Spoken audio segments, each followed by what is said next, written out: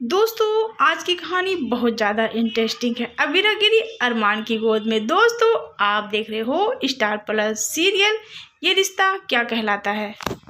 अबीरा जब शिवानी के साथ मंदिर जाती है तो पूजा पाठ करने के बाद जब वो बाहर आती है कि तो मंदिर के पास एक पेड़ होता है।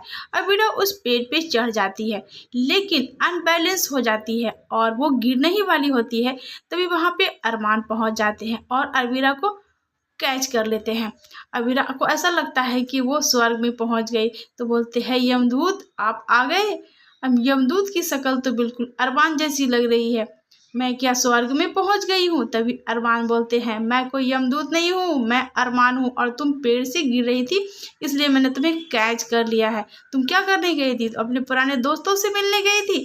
तभी अबीरा बोलती पुराने दोस्त मतलब बंदर से मिलने गई थी। छत पे पेड़ पे तो बंदर चढ़ते हैं, तुम बंदरिया बन गई हो। और इन लोगों में हंसी मजाक होती है। तभी अबीरा को मासूम महसूस होने लगता है कि अरमान का हाथ कांप रहा है तो वो उनकी गोद से नीचे उतर जाती है और उसे सुकून देती है और दोनों बातें करते हैं और बहुत ज़्यादा खुश होते हैं। तो अबीरा को ऐसा लगता है कि अरमान अब उसके करीब आना चाहता है। अरमान के गोद में चढ़कर अबीरा को बहुत ज़्यादा सुकून महसूस होता है। फिर अरमान वहाँ पर से चले जाते हैं। अबीरा उसकी यादों में खो जाती है। बस इस तरह से सिलसिला फिर से स्टार्ट हो जाता है। तो अबीरा अब शिवानी के बहाने बार बार अरमान के घर जाना शुरू कर देती है और जाते जाते वो उसके कमरे में पहुंच जाती है। जब वो कमरे में पहुंचती है तो उसे ऐसा लगता है कि ये कमरा तो बहुत पुराना लग रहा है, मतलब उसका कमरा नहीं है जैसे पहले अबीरा के साथ रहता था। अबीरा सजाती थी संवारती थी, अब बिल्कुल अबीरा की कोई याद वहाँ पर नहीं है। तो उसे लगा कि अरमान इतना जल्दी अबीरा को भूल गया है, लेकिन अरमान तो दिल ही दिल में अबीरा को बहुत प्यार करते हैं। ये विद्या है उसकी यादों को पूरा मिटा चुकी है ताकि उसे अबीरा की बिल्कुल भी याद ना आ सके। अरमान अपनी ज़िंदगी चैन और सुकून से जी सके और दूसरे रास्ते पे चल सके।